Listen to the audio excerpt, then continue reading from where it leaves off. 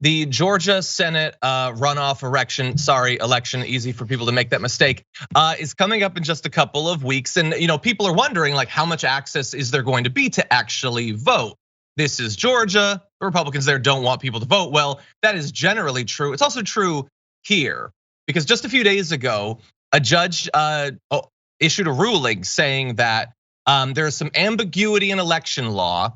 And while Brad Raffensperger, who we've previously given credit for some stuff, wanted to say you can't do Saturday voting because of the wording of it, judge comes in and says, no, that's talking about general and primary elections. It doesn't say anything about runoff elections, so there's nothing to stop them from conducting Saturday voting. So basically every Republican in the state, the parties, Herschel Walker's campaign, immediately were like, no, don't let them vote. And they appealed it to the highest court in the state. And the highest court in the state came back with a single sentence ruling staying the prior court's order. And so again, I'm not saying that they don't have faith in their candidate and that they hate democracy. They're screaming it as loud as they can. They say that Georgia's a Republican place, it's a conservative place. They say they have a great candidate, Herschel Walker. Then why are you so desperate to stop people from voting? JR? All those Georgians, man, we can't have them come out and voting for Herschel Walker. I mean, he's only the most popular candidate ever in Georgia Senate history, right? It doesn't add up. It never adds up. They'll say one thing on the surface, like how great and popular he is. Look at all these people that love Herschel Walker, and then they'll go back to make sure people can't vote for him. Bro, according to you, you're limiting the voters that love him so much. Make it make sense. You know what? More importantly, make someone ask them that question, just so they can go ahead and flounder in front of a camera about their logic that just never adds up from one point to the next. It's just the way these things roll. Why are you so afraid of people participating in these elections? Why are we even having to debate whether you get to give them a solid week, like send out the runoff ballots and have them mail back in? Like, first of all, this is a follow-up to the general election. Like, we just need a better count without the third party candidate, and that's what a runoff is about. Why are we waiting until the last couple of days before the election? Don't we want as many people to participate as possible? But obviously I'm being facetious. No, they don't want that. They're not interested in that. They don't have any interest in democracy whatsoever. And I don't know, like,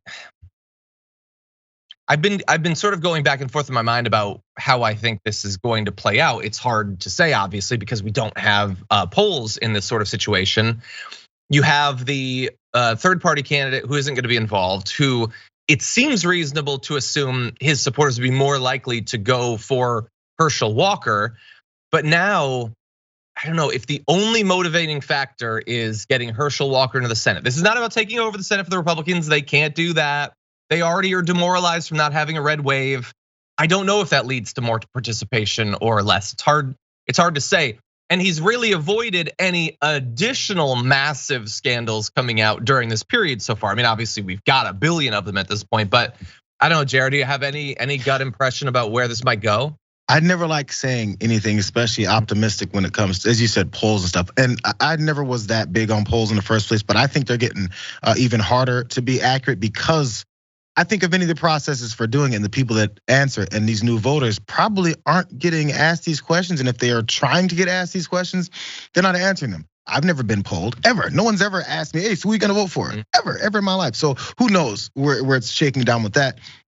But I'm oddly optimistic because of the demoralized nature of them and their expected red wave. And also, you have to look closely at Herschel Walker and only Herschel Walker in this. Before it's like, we'll vote down the line because we're gonna vote for Republicans in Georgia. Yeah, Herschel Walker will include that too, who cares? But now when it's just him, you're gonna get up off your ass from your comfy couch and then go and vote for this guy after you know you really don't believe in him and you know who he really is.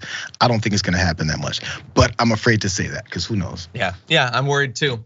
Well, it's 2 weeks away or something like that. And I already know, the day of, you can join Cenk Uygur. I believe it's Rashad Ritchie and myself. We will be doing live round the clock election coverage. So you can tune in and have fun with us as we try to figure out what's gonna happen with this election. Will it be stolen? How much of a crime would that be? Is that even physically possible? I don't know. We'll have to see. There's different kinds of election coverages. It's lifestyles, Trojans. It's important. You know who's not familiar with either of those brands? Or Herschel Walker. Anyway. For more political news, breakdowns, interviews, stories of activism, and me trying my hardest to care about the occasional big celebrity news story, subscribe to our YouTube channel at youtube.com/The Damage Report. And you can ring the bell wherever it is so you don't miss anything.